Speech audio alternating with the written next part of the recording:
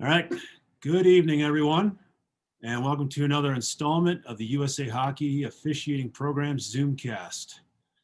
Tonight's episode is episode 26, entitled You Make the Call. For those of you who follow us on social media, on Twitter and Instagram, you'll notice that right around May or June of this year, we launched a weekly feature on those social media platforms where the USA Hockey Officiating account, or the USA Hockey main account, would post a clip sometime during the late morning with featuring the clip and asking you to reply with your judgment, your interpretation, your call. And then the USA Hockey Officiating account would then follow up later on in the afternoon with the actual proper rule application and call.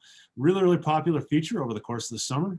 Certainly kept us at least a little bit sane over the weeks and weeks as we were kind of cooped up in our residences and kept out of the rinks and so forth. But turned into a really popular feature. And then over the course of these Zoomcast episodes, there's definitely been a demand through our online surveys that people wanted to see stuff relating more to penalty calls and rules and judgments. So you asked, we answered. So that's really what this episode's about as we close out the year.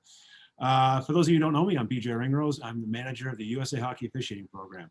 Joining me tonight are three guests, well established both on the ice and off the ice, as both officials on the ice and instructors and supervisors and the various roles they play as admins, volunteer admins for USA Hockey. Joining us first is Jason Lortie. Jason Lortie's from the Fort Myers, Florida area, been an official for about 15 years, referees in the SPHL and the ACHA college club levels. I've been to multiple USA Hockey National Championships every single year. Served locally as a seminar instructor in his local area down there in Florida and also throughout the Southeastern District, but also has participated in our various summer development camp programs as well that we offer every summer. So moving on from there, we have Annette Lin. Annette Lin is from the Bellevue, Washington area, which is kind of a greater suburb of Seattle.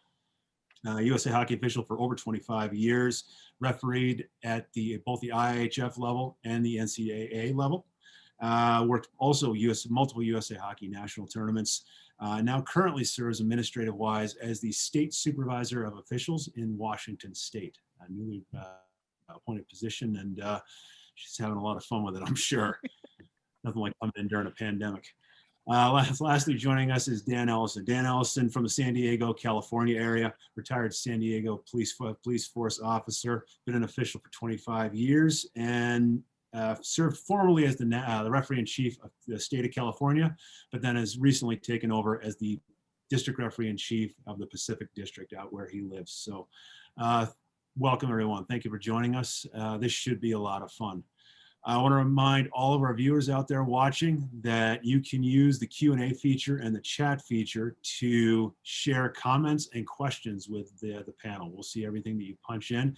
Feel free to ask any questions with regard to the various clips. We got a pretty good menu of clips. I went deep through our archives and kind of picked out a little bit of everything. We've got goals, we've got penalties, we got all sorts of interesting stuff. So I think you'll find the next hour to be pretty interesting and entertaining and educational, which is really all what these Zoomcasts are all about. Normally we start these Zoomcasts with kind of a polling feature, just kind of pick your brain about the topic and kind of where you stand on the topic and see what kind of information we can get for it. But quite frankly, we're going to be polling you enough as we roll through these clips. So we're going to skip that part and we're going to jump right into our very first clip. So with that, I'll share my screen.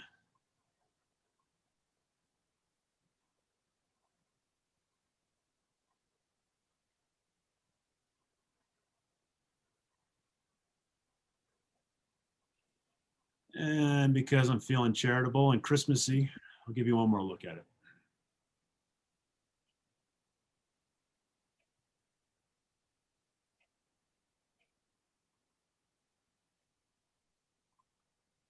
Okay, we got a poll to launch regarding that clip where you will, as the participant, tell us what you think.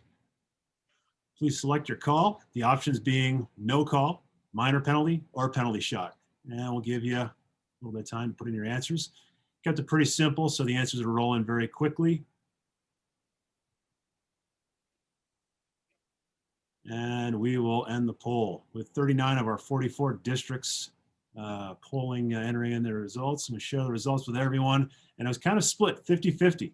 half of our group saying minor penalty, and half of our group saying penalty shot. So with that, I'll turn it over to the panel. Who wants to share some thoughts on this clip? Well, I'll go ahead and start. It's very interesting that it came out kind of that 50-50 split, because the first thing I'm thinking right away as I'm watching this is, what are the penalty shot criteria? Like, what are the 5 criteria? Well, possession and control. We have beyond the defending blue line. We have no opponent except the goalie between that player and the goal. And then denied a reasonable scoring opportunity. And I think where people kind of are questioning this is probably that 5th criteria, which is from behind. And so I think it might help. Maybe BJ can back it up and we can look and see if it's meeting that 5th requirement of from behind. So pretty safe to say here, well beyond the defending goal line, possession and control of the puck without a doubt. Fairly reasonable scoring opportunity, but it's certainly going to get a lot more reasonable in about a second or two here. So what do we say about here? That this would be a foul from behind opportunity? Yeah, absolutely. Pretty much clear. No one else to get past other than the goaltender himself. So we would call this a foul from behind type of offense. Would you all agree? Yes. Yeah. Okay. Any other things you want to point out here, guys? I think people hesitate to call penalty shots. I think I've made it well known across the Southeast District at the level 4 seminars that I love penalty shots. If I see an opportunity to call a penalty shot, I'm all in on it. And I think Annette's making the right point here. You have all 5 criteria. There's no point to shy away. Maybe some people are saying puck first, that it just doesn't apply in USA hockey here because this player's leaving his feet. You leave your feet, you lose that ability to take that exception of puck first. So we're meeting all 5 criteria. Penalty shots are exciting. People like them. Like, let's call penalty shots when we see them. The other thing that I think that's key in this too is if you watch there's no hesitation on the official's part. Yeah. In this video, he sees it, recognizes it, and calls it right away. And I think that's something that's also important. That he's got the call. So, and to Jason's point is, look at the rules and call the play according to the rules. We all love the big ups from the goaltender too.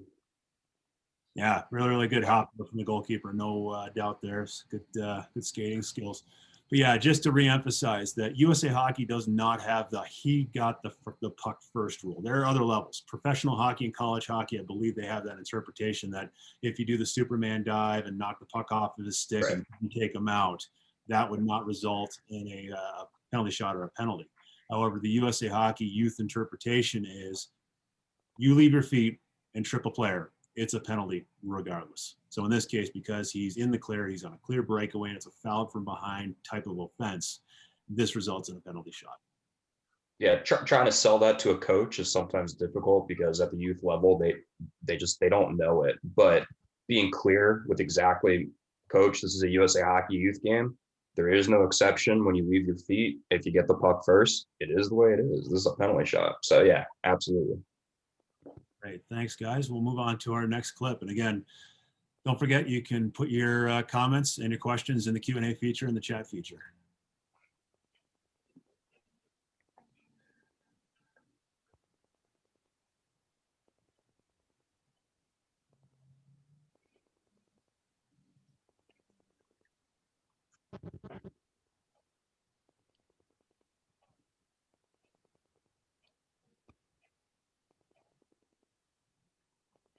So quite a bit going on in this clip. Obviously, we got a little dust up, and pretty much all 10 players are involved here. But there's one big thing that sticks out. Anyone want to bring it up? You want to spot shadow him, BJ? What do you think? Spot shadow him? Yeah, you've been good with that in some of the seminars. So if you look at the start of this, it starts off real small. It's just a couple of players. But you watch number 43 in the white come in here and watch his right arm.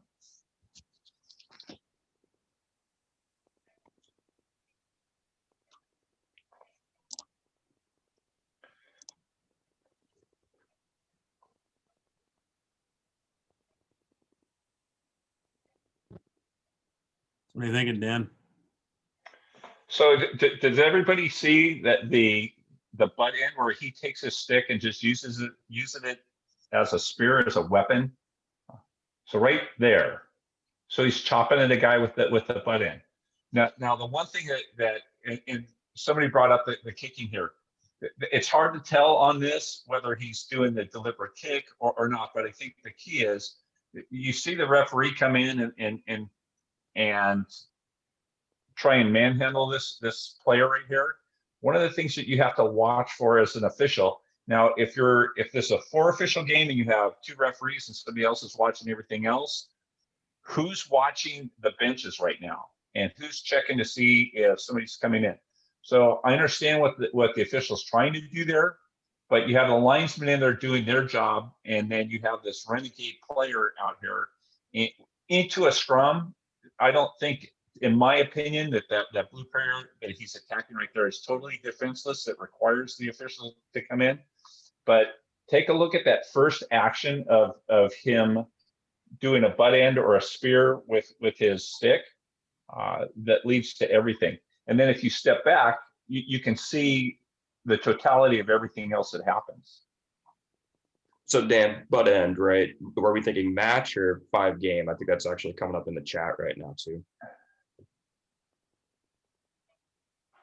To me, that's the match penalty. There's nothing else he could be trying to do, right? Yeah. Other than trying to injure someone, right? Right. And Robert brings up the question: could it be a kick too? That's your on-scene decision. It's tough from the perspective of this camera to see if it's a stomp. That is an action that I picked up on early in this. Whether he's kicking the player or whether he's just turning to get a better position to jab the guy again, it's difficult to tell from this. But the official right there, now if he'd stayed back, to me it almost looks like he was stomping on the guy's leg. That's another match penalty for kicking. But that's your call that you're going to have to make on the ice at the time. And then to go with that match, if we add on, so we're saying that there's a match for a butt ending. If we feel like that match is going to apply to a kick as well, we're not going to list 2 match penalties on the score sheet. We're going to let 1 match penalty kind of do an overarching, and we're just going to make sure to list everything that was a part of that match penalty when we go to report it. Now you bring up a really, really good point, and that is you're absolutely right. Basically, if you have 2 match penalty infractions, you would assess the 1 match penalty, but then describe both infractions within the comments when you file your game report. You would not assess 2 match penalties because by rule, USA Hockey bylaw and policy, you have to every match penalty, it's a hearing process. We're not going to have 2 hearing processes for this 1 incident. We're going to have 1 match penalty. There's going to be 1 5-minute non-releasable penalty assessed to the team. And we're going to have 1 hearing for this player, of which they're going to bring up the kick. If you decide to call that, they're going to bring up the butt end. And basically they'll bring up everything else that gets carried out over the course of that altercation. I just so happened to get lucky to have a U16 single A game this past Saturday with a spit and a hateful language. So multiple match situation. And I got it right, guys. I reported the 1 match penalty. Put both incidents in the match penalty. I'm happy I got it right. Here with all my supervisors, Pacific District supervisors, but I'm glad I got it right for them. You have a weird definition of getting lucky while working on the ice. Exactly. But the linesmen both came up to, and they're like, he spit at him and then called him a effing something, which you can't say in hockey anymore. So. And to John, yes, a match penalty on the either whatever you decide, butt end or spear on the action with a stick, yes, and then you also include, as we've just discussed, the kick under that. All right, let's move on to the next clip.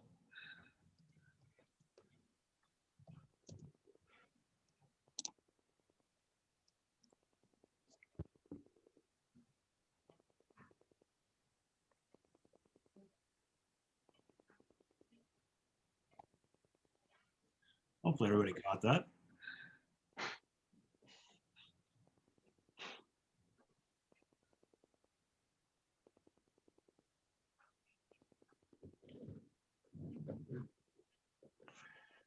All right, stop the share and do the poll. I apologize I didn't do the poll on the last one. I forgot to launch that, but we'll tighten up the show a little bit here. So the options are no call, minor penalty to Team White number 23 for illegal equipment, or a bench minor penalty to Team White for throwing articles onto the playing surface.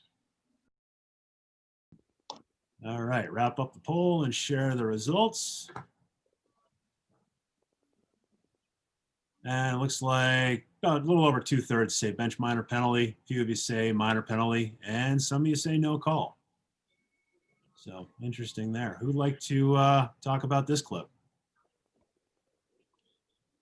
So if you go back to this and then pay attention to the play at the blue line, not down here, not one of the pucks in down low, but as it moves out to the blue line over by the player bench.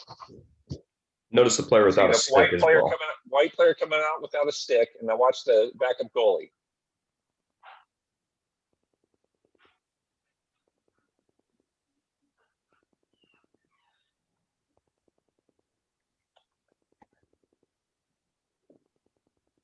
So does everybody pick up the goalie throwing the stick onto the ice right there? And this is as a linesman, it appears like it's hard to tell from this video whether it's the front linesman or the back linesman's job, but that linesman, blue line, should be seeing that. And it appears that he comes right in right afterwards and does a great job on identifying that.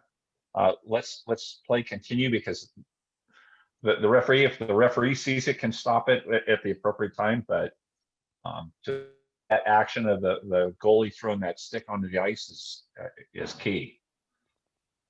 Yeah, and the important, you bring up a great point, Dan, is the key thing to remember is anyone can make this call.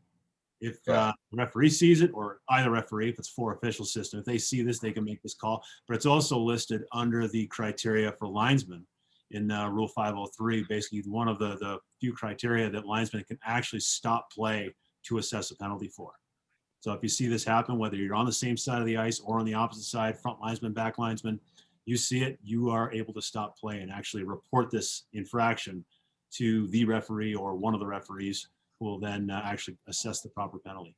And the other thing to keep in mind is also, this is only one infraction and one penalty being assessed here. It's a bench minor penalty to Team White for throwing articles onto the ice. There's no penalty assessed to the Team White player for picking up that stick. I do see in the chat about the delayed penalty if the linesman is calling the penalty. And so let's see. Yeah, it's a fair question. It's still a delayed penalty. Right. You have to wait until White gets possession of the puck. So even if you're the linesman in this situation, it's like any other delayed penalty situation, almost like a bench minor for like too many men. A lot of times linesmen jump the gun. I'm guilty of it. It's one of the biggest flaws in my game as a linesman. I jump the gun because we're trying to catch them in the process of doing it, because it makes it easier to then report to the referee.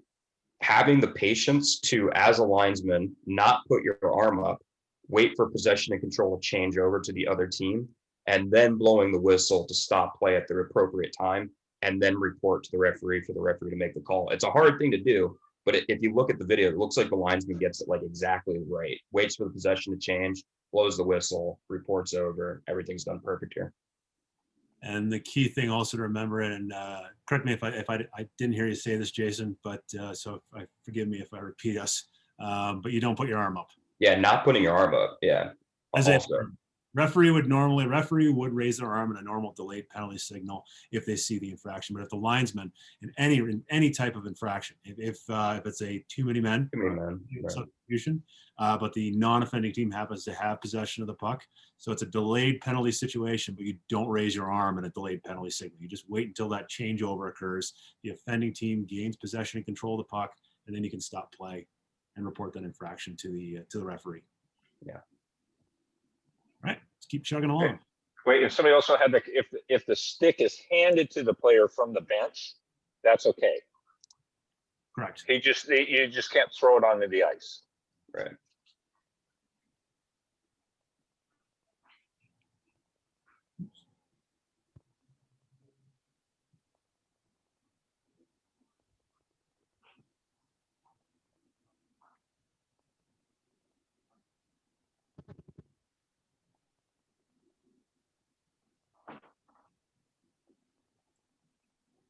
All right, launch the poll. And the options on this clip are no call, premature substitution of the goaltender, or a bench minor to Team Gray for too many players. And we'll give you 10 seconds or so here to record your calls. I'm interested to see this one just based off of, and we looked at this one as a team. My initial reaction to it, I'm interested to see other people's initial reaction as well.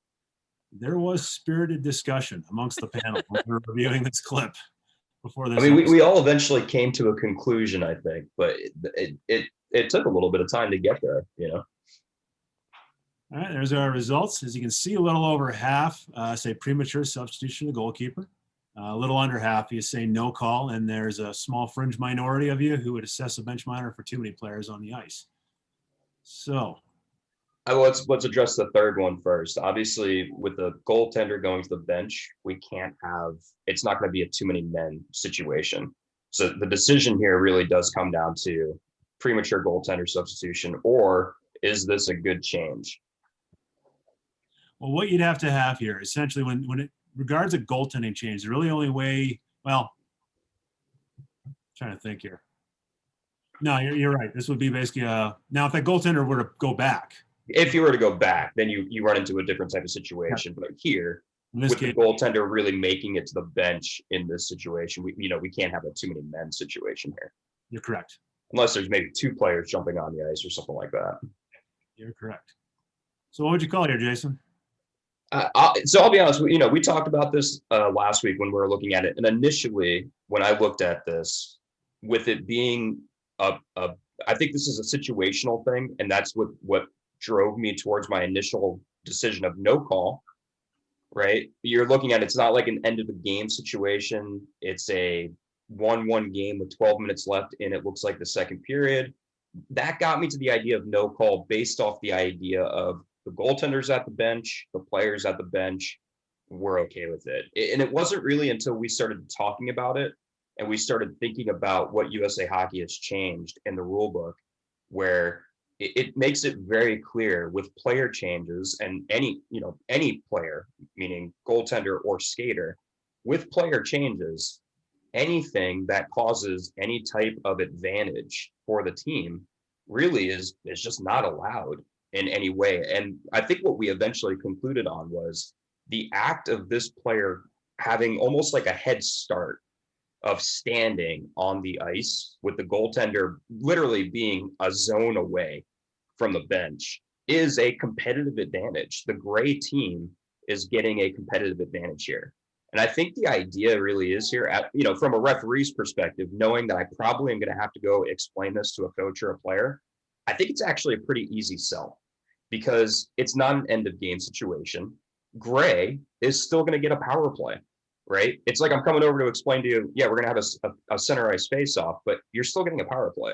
So we should all still be pretty happy here. Just tell your dummy of a player to stay on the bench until a goaltender gets there in the future. And that should really be a pretty easy sell as far as I see it.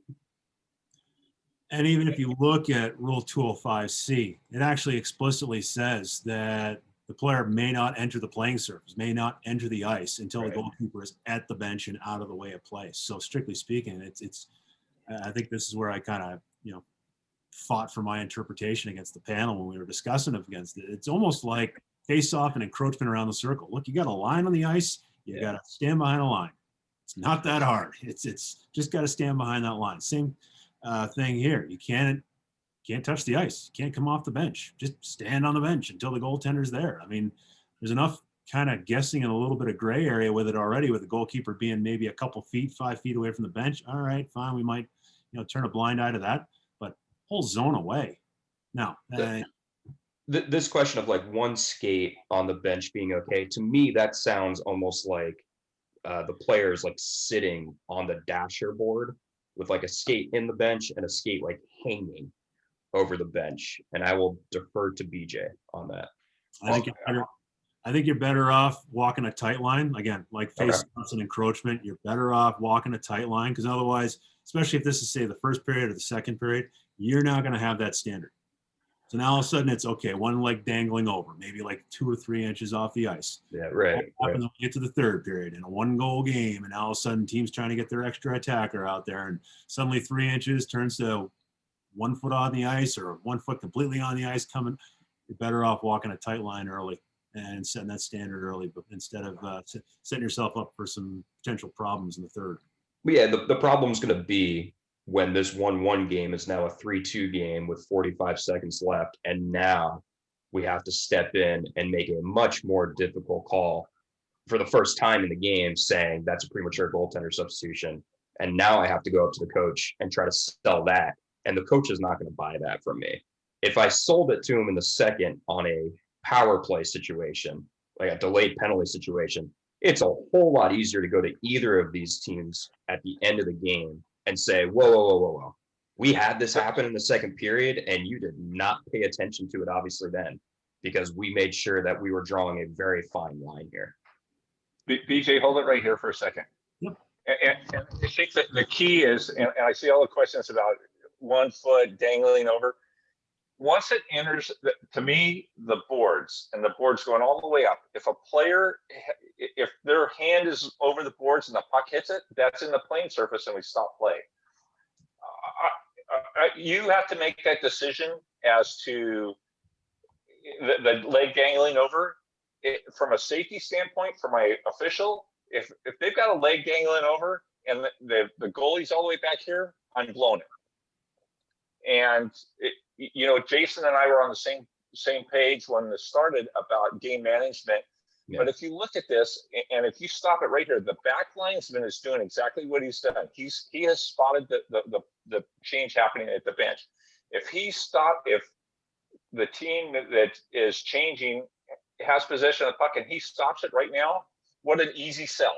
Yeah. That player's on the ice, the goalie's all the way back still in their defensive zone, and they've got no argument. They can say, well, he stayed at the bench.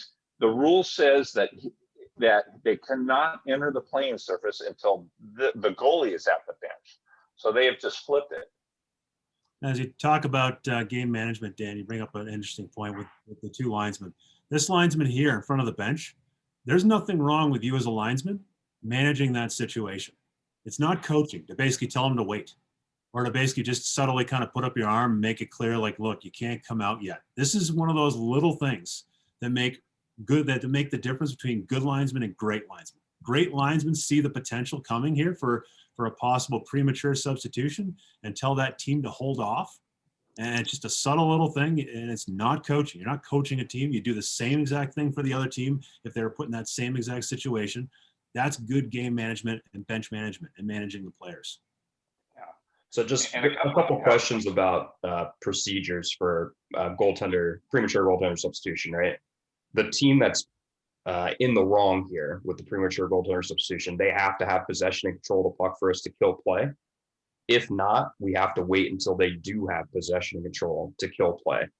Face-off location would be at center ice, unless the team that is in offense here is actually further back from center ice. In that case, we would almost have like a last play face-off with whichever dot would be closest to when that whistle would blow.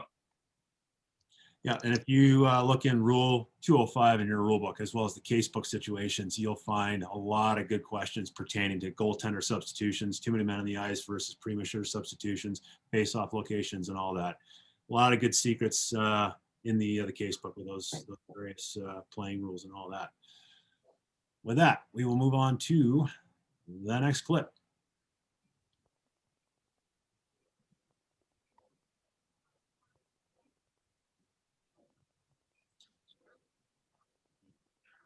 So again, this is like the butt ending one, clip 2, where we had the little altercation and mess along the boards there. Now, there's a few things going on here. Some little ticky-tack stuff and some, talking back and forth, a little pushy-shovey stuff, but there's something that stands out.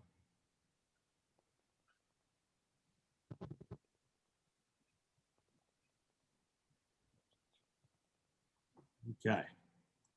Stop sharing and we'll launch our poll.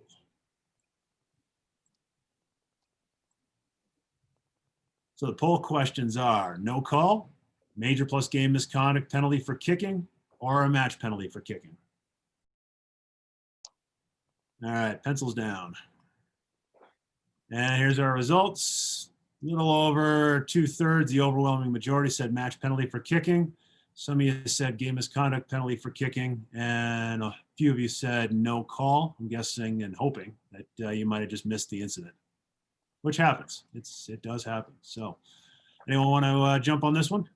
Sure, I'll go ahead and start us off here. So when this player on the dark team's coming in towards the goaltender,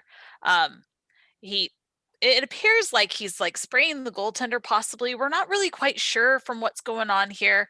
But as play continues to progress through, we see the goalie kind of get up, and you can tell that he's upset, and he makes this kicking motion. And even though the kick itself doesn't seem that egregious, but his intent is to give him that kick. And because this isn't a kind of deliberate, when we're using the word deliberate, we automatically start thinking match penalty, because those are the words that we've been deliberately attempt to injure, that we start thinking about that aspect of the game, that we want to remove things like this from hockey. And remember too, under the kicking penalty, the game misconduct for kicking is in that scrum where one player is on top of the other, and they're simply using their skate to push the other player off. It's not a kick; it's more of a push with the skate, which again is a dangerous act. But any other kick it should be penalized as a match penalty. Yeah, I think Annette, you make a really good point where you can see the way the goaltender reacts is a huge clue to something's probably going to happen here, right? You can see right there, as that goaltender immediately gets up and goes towards the player, I have to be paying attention right now. Like everything, as like all of my referee like instincts are, what happened? Something's about to happen. I have to watch to see, right? And I think if you're watching in that situation, maybe the couple of guys that are on the call with us that maybe said no call because you just missed it, you didn't quite see that kick. Those are the types of things that point you in the right direction of paying attention to the right thing at the right time. So you can see these in the future. Yeah, you notice the referee's position here, position back here behind the net. Not bad, not necessarily the best positioning in the world, only because you're looking through the goal. At all the players potentially, depending on kind of how tall you are. If you're a tall person like 6'4", 6'5", like myself, you might probably have a better angle looking over that net. But shorter referees might struggle as far as you're looking through the net at the actions of the players, and you might actually miss that that kick quite possibly. Yeah. But position yourself off to the side, one side of the net, you get a good full range of view with no obstructions whatsoever, and maybe put yourself in a better position to see that stuff. So there's a couple on here on the chat. Nolan, you're absolutely right. That's again from a game management thing. What started that whole incident there, or caused the goalie's reaction? From the video, it's difficult to say. But if that blue player sprayed the white goalie, by all means, we're going to give him an unsportsmanlike conduct. We should be penalizing that act as well. But there's no excuse for the kick. And Daniel, on the questions where you're asking that it doesn't matter the level, it doesn't matter if they have a backup goalie. If they don't have a backup goalie, that does not give the goaltender free reign. Yes, we are going to have to explain that to coaches. No, they're not going to be happy, but we cannot allow that behavior to happen in the USA Hockey sanctioned game. Yeah. There's another question from Darren. If the referee in this case, maybe because the way BJ was explaining it, maybe he didn't really have the best view of the goalie and maybe he did miss this kick. Can the linesman relay to the referee? It's not can the linesman do it. The linesman absolutely has to relay to the referee that they saw a kick. It's just one of those things that we can't stay silent about an intentional kick as a linesman. We have to make sure that we go up to the referee and we get on the same page and ask the referee, first of all, did you see it? And if you didn't see it, here's what I saw. It's 100% a match penalty, and we need to make sure we're calling this because it is what it is. It's a kicking. You can't kick. It's just really not allowed in hockey at all. Yeah, not a hockey play, not a competitive foul. You don't kick someone because you're competitive. Kick someone because you're a jerk, plain and simple. Yeah.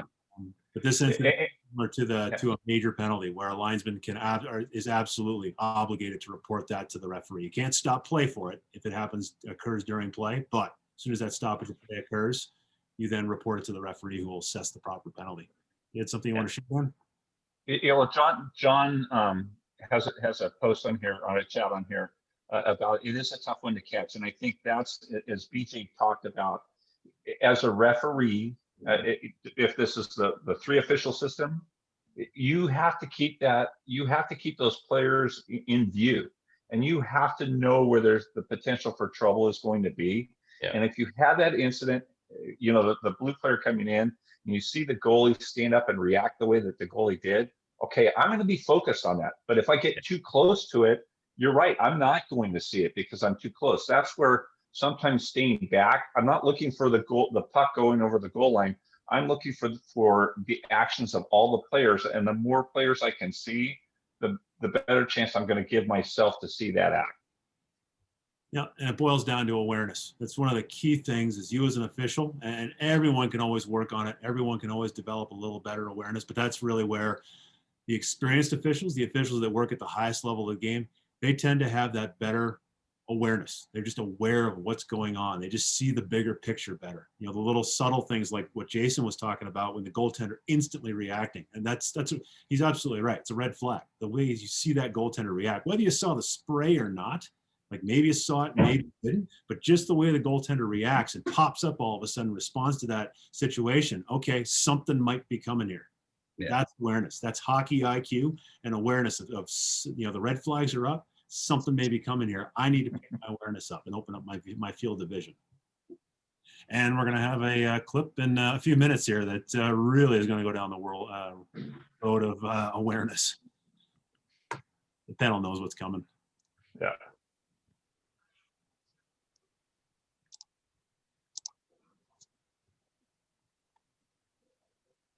This one's pretty simple, but there are some important teaching points on it. So that's why we're sharing it.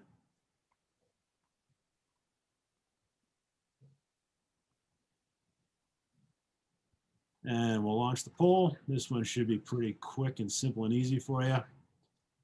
No call or a minor penalty. Okay, we'll wrap that up and sharing the results. Overwhelming the majority of you say minor penalty for hooking on that call. There's again a fringe minority out there, the outliers that say no call. So let's discuss this one. Who wants to jump on this one? So here we have a wonderful example of our standards of play for a restraining foul. You see that tug that reduces the space between the attacking player and the player with the puck.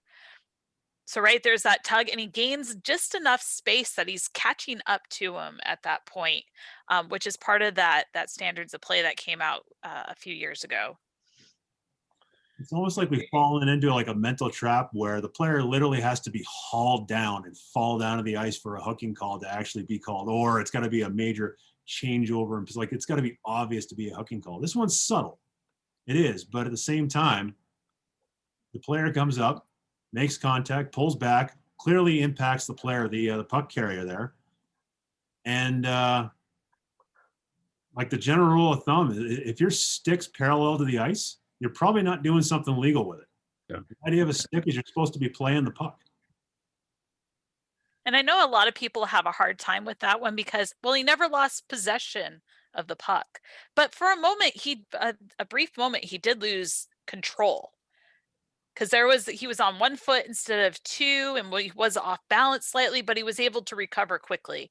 And so taking a look at there was just enough there that puts that player at a slight disadvantage compared to what he would have had if he hadn't been pulled back. I think that's the right word, the disadvantage, because the standard play is like really straightforward. If you impeded an opponent's progress and you gained a competitive advantage, it's some type of penalty. Well, you know, label it correctly. In this case, obviously you hooked a player, but you hooked a player, you impeded his progress, and you gained a competitive advantage. Therefore, it's a hooking penalty. You met both the criteria by the standard of play. Yep. Okay. With that, we'll move on to the next one.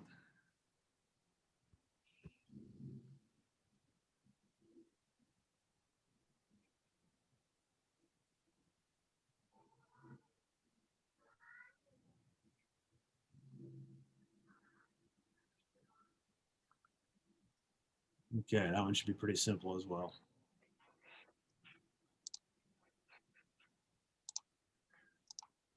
And there's your poll. The answer options are no call, major plus game misconduct for headbutting, or a match penalty for headbutting. Okay, and the poll, and with most of you replying, we're split. We're split, almost 50-50%, almost. Made between the major penalty plus game misconduct for headbutting, or a match penalty for game for headbutting. Who wants to talk about this one? So what's the position you can best defend on this? And again, here we're looking at it in a flat screen video. You see there's contact there. You see the player comes in and he headbutts him to intimidate him. Now, I'm not going to argue either way with that, but what's the point of that play? And if we're going to eliminate this behavior from hockey that we don't want, and especially at the youth level, this has got to be a match penalty. That play has no place in our game. I mean, I can argue the other side of the 5 game, I think, with, again, what's the intent? I think if this player in gray actually wanted to try to hurt this kid, he would have tried to hurt him. And instead, Dan, when you first started, when you were saying more of an intimidation type of tactic, it comes across that way as an intimidation type of thing, less than a trying to hurt a player type of thing. You know, other than the fact that he lunges, and that's why I'm not gonna beat you up if you want the game misconduct on this. But as I look at that extra little lunge with the head, to me is that, you know, we always get the ones where it's just a quick little tap, but this guy lunged a little bit, and it has no place in the game. It has no business. Now flip that around. If it's the white player doing it down to the gray player, you know, for sure. Right. Yeah. But use the official making that call. First of all, you have to make the call, and then you have to be able to defend which way you went. Me as a supervisor, I'm going to ask if you call it a game misconduct, and I'm going to ask if you considered going to match. And if you call it a match, I'm going to ask you to articulate a little bit why. But that play really has no business in our game.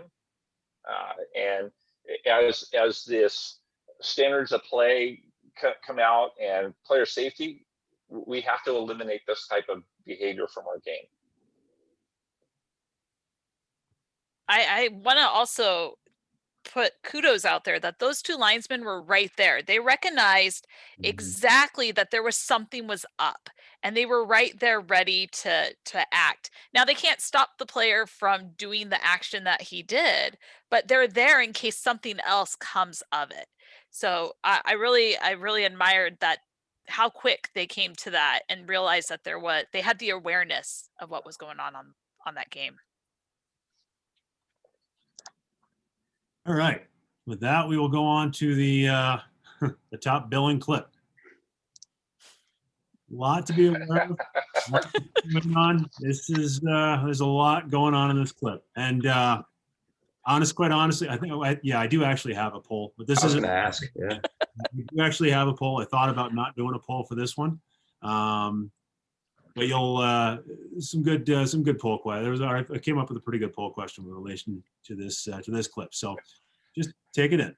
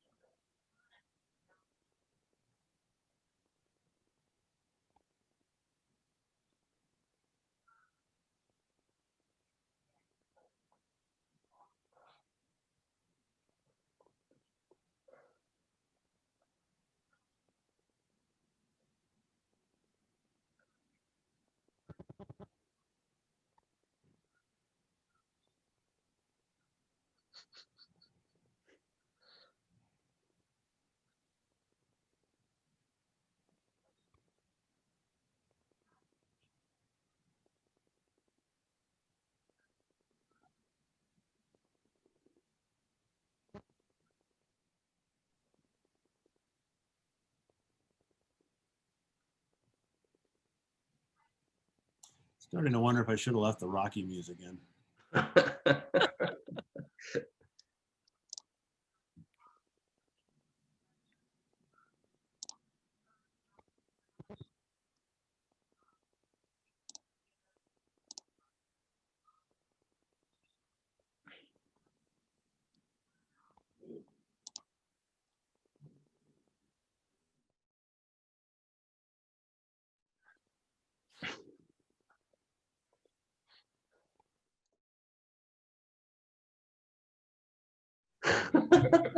All right, we're not giving you a second look at that one.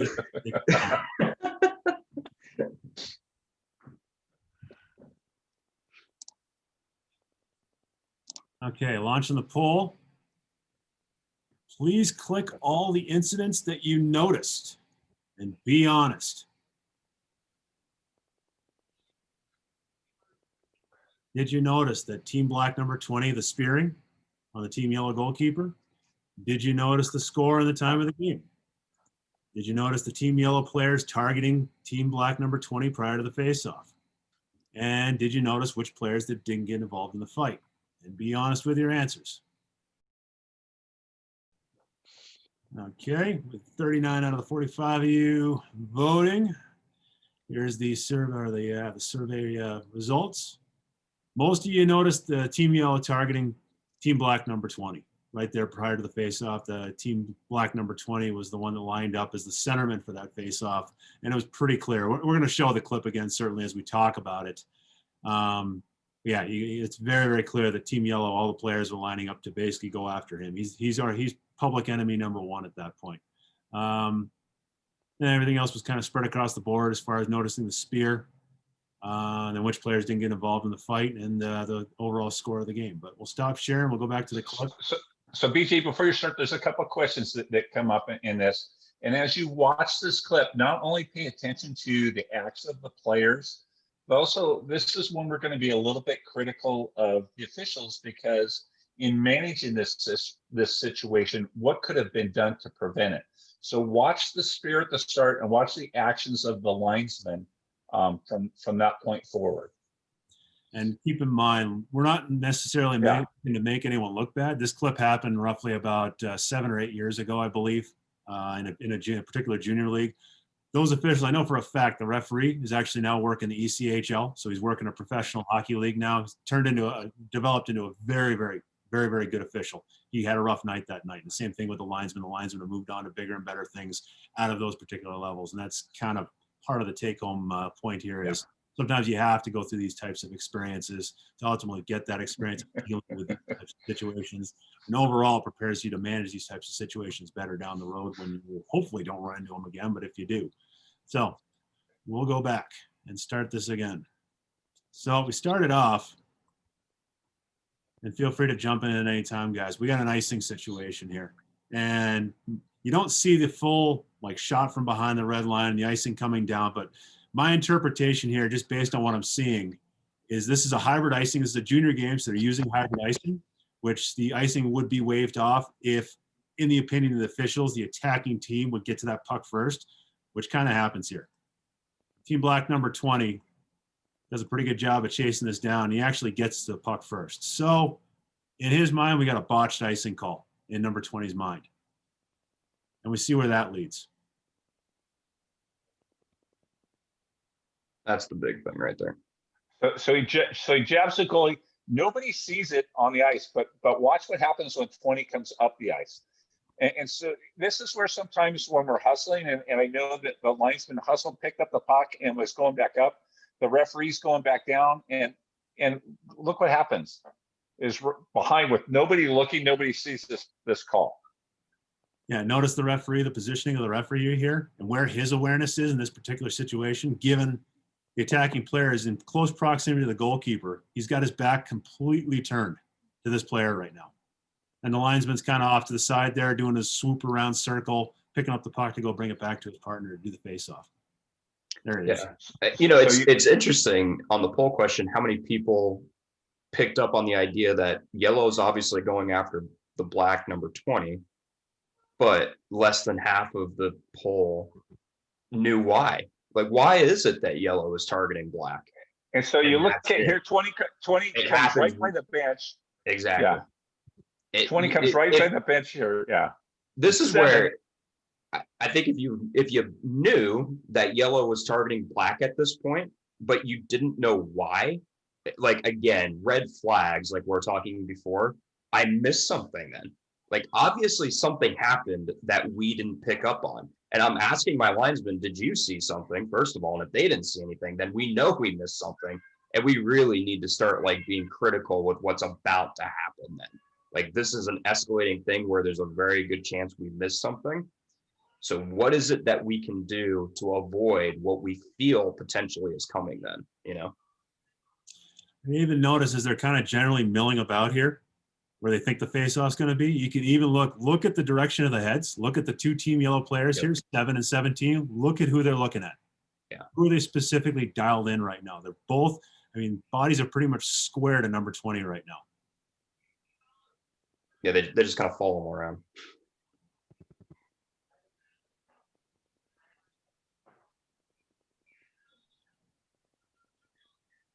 So we got 22 here up at the top of the face-off circle. Looking back, getting his marching orders from the team. And yellow comes in and cross-checks the guy. Yeah. Before the start of the...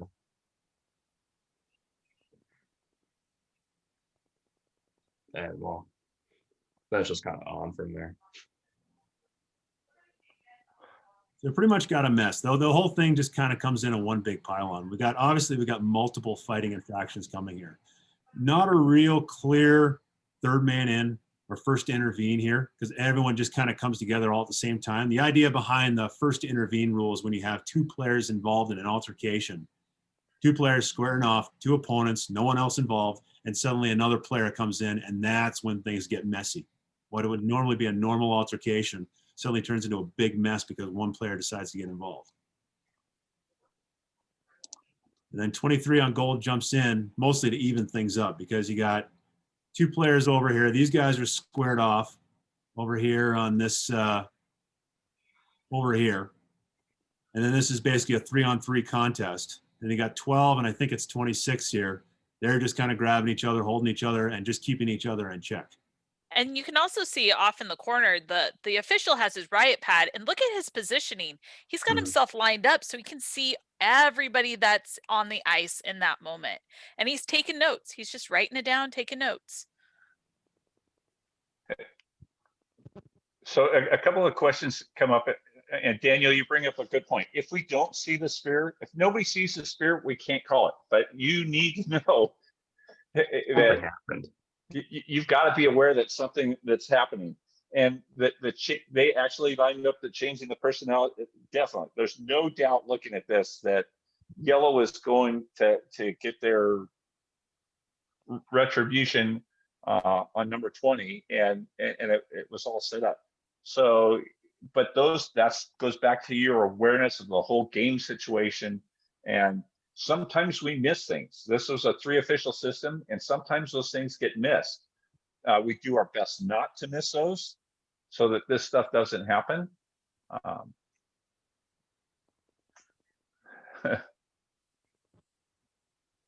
But yeah, if you don't see, to answer your question, if you don't see the spirit, you can't call it. Now, Annette, what do you think about the positioning here of the referee? I would be in the opposite corner. Right. He's a little too close to the action now, because now he's got this group behind him and he can't really see what's going on with them.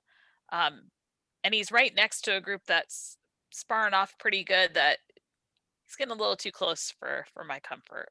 Well, and the truth of the matter is if something were to be happening at the bench right now, either between the benches or players coming off the bench, you have zero view of that at this point.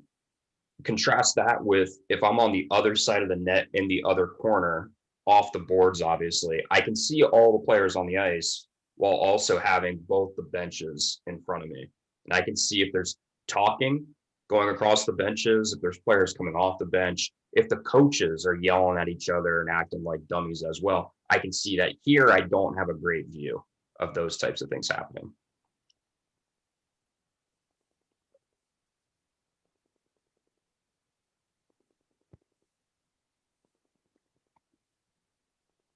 So again, incident hurry. You got these two guys squaring off and they kind of peel off behind the referee. And the referee, well, was writing stuff down now. All this stuff's going on behind the referee right now. Right.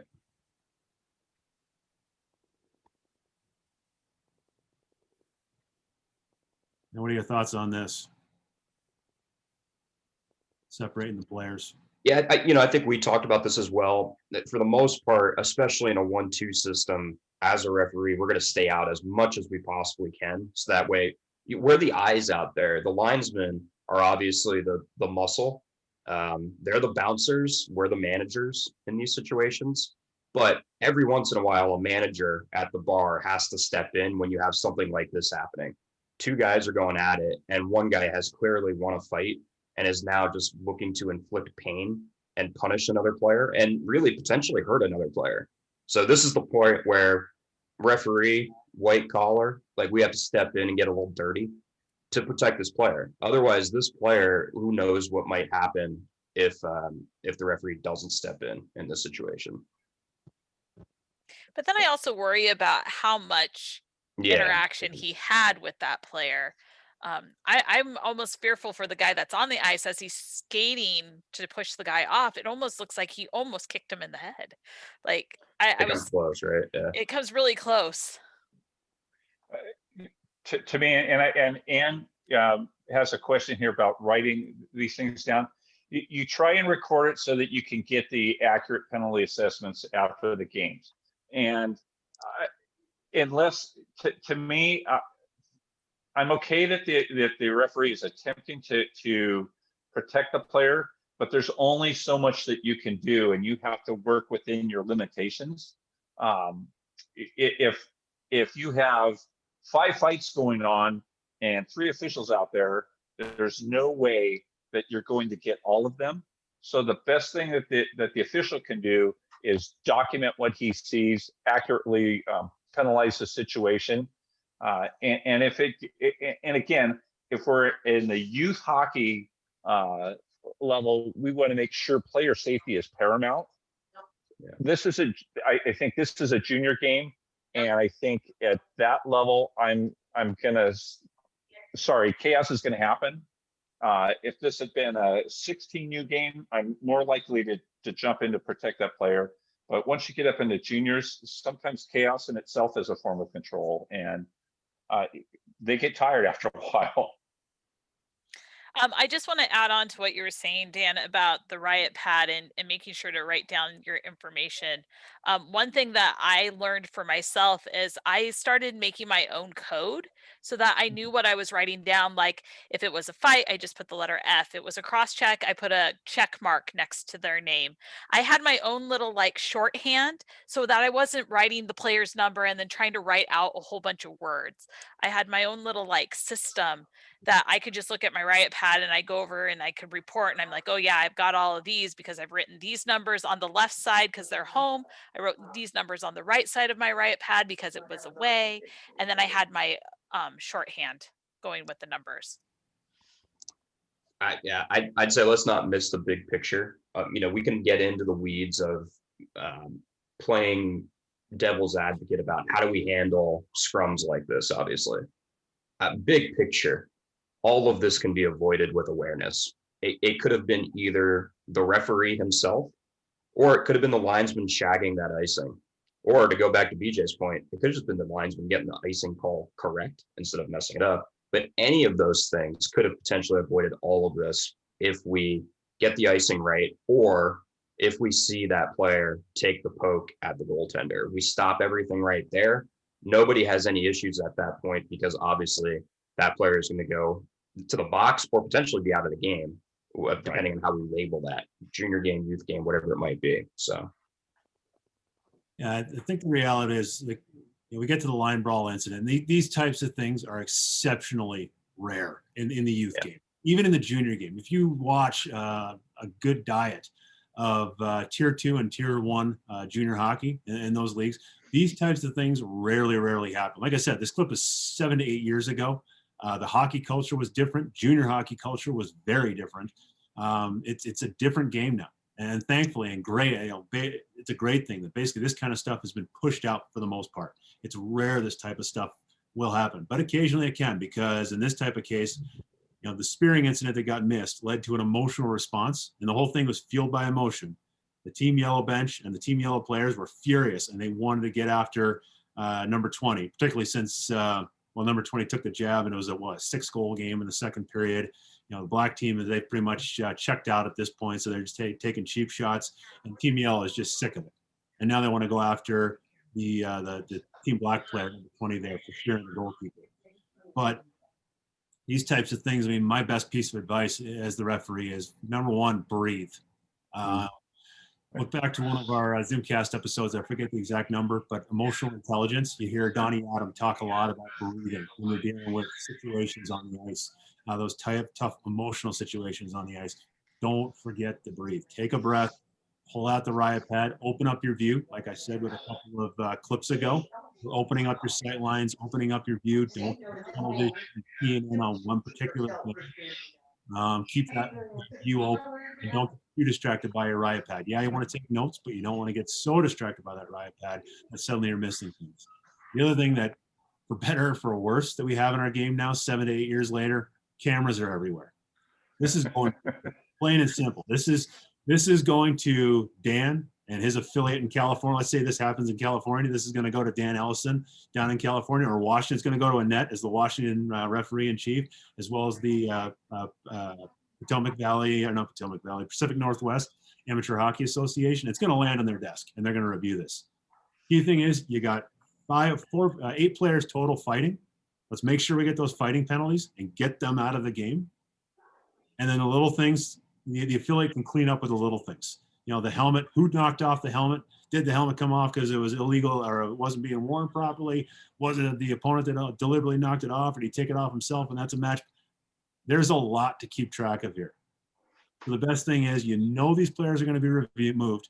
Make sure you get them on the score sheet with at least a major in a game misconduct, and then fill out a proper game report and make sure that clip gets forwarded on to the affiliate so they can do their due process and hold all these players accountable. Do your best.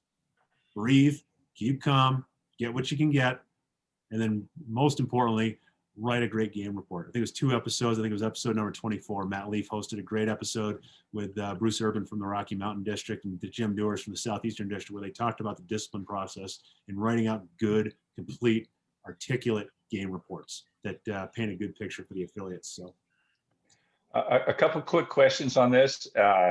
And we've alluded to it a couple, but the feel of the high temperature before the spear. But yeah, you have a team that's down 7-1 in the second, or 6 goals in the second period. That's where we have to really start watching out for the ticky-tack stuff, because you want to keep the game safe for everybody. And you're tightening your stint. What you might have looked the other way on. You're not going to look the other way when that score starts getting that wide.